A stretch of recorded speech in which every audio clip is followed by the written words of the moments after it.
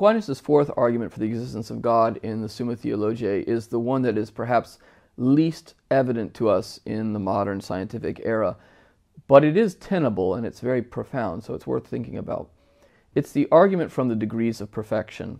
So what Aquinas argues is that there are certain kinds of perfections in reality that of themselves don't need to imply any kind of limitation. So think about a perfection like a degree of whiteness or blackness, red or purple. Well, those are degrees of perfection in the order of color. You might say, well, that's a more perfect shade of red, and that's a more diminished shade of red. But you can't attribute that to all things or think of a kind of infinite redness. It makes no sense to talk about all things being red or all things being white or all things being musical. You know, those are perfections that are limited by their very nature.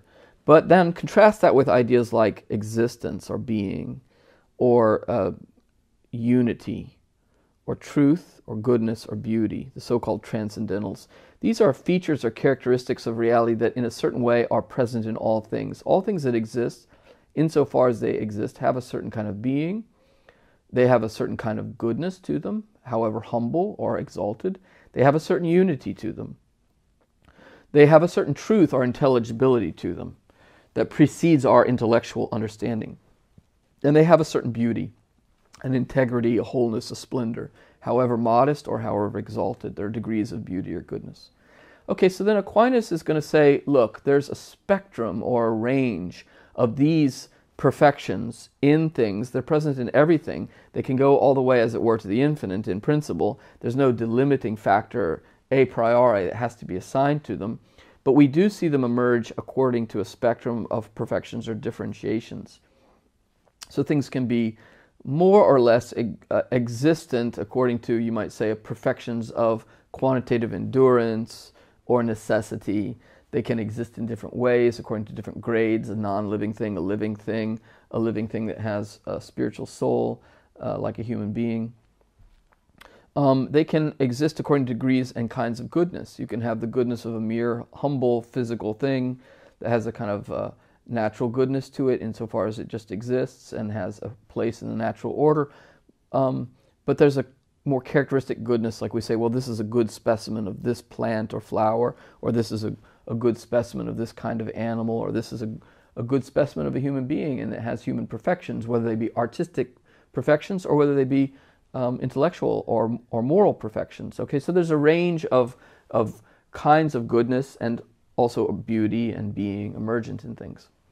Now, Aquinas then says, if everything in the universe has some participation in these modes of perfection, being, goodness, beauty, truth, how is it that we all share in this intelligible order of a scale of perfections that we are not the cause of, but none of the realities in the scale are themselves the cause of it, and yet it has this deeper unity and intelligibility? And here there's a passage from, you might say, the intelligible order of the scale of perfection to the causal argument for there being a transcendent exemplary cause of the divine wisdom that is the source of the scale in a transcendent and distinct way. That's to say, God in his, you might say, divine mind, or his divine being, his divine goodness, is the transcendent originator of the scale of perfections that we participate in or partake of according to this set of transcendental characteristics of goodness, being, beauty. So none of us are, as it were, an autonomous measure, you might say, of the being, goodness, beauty, and truth of the reality of the world. All of us fall within, you could call it a pre-existent or an embedded measure that's in the reality of this scale of perfections. And the scale that, as it were, is manifest in us or embedded in us shows that there's something, as it were, before us, transcendent, intelligent, exemplary, that's giving being to and is the source of the order of the scale of perfections in the reality that is in us and around us. And so God must be himself some kind of transcendent being, transcendent goodness, transcendent beauty, transcendent unity that we don't know, that remains incomprehensible. He's not one in the scale. He's not like the infinite edge of the scale. He's the originator of the entire scale of created perfections, but is himself not included in that scale of perfections, but is its originator and incomprehensible and unknown source.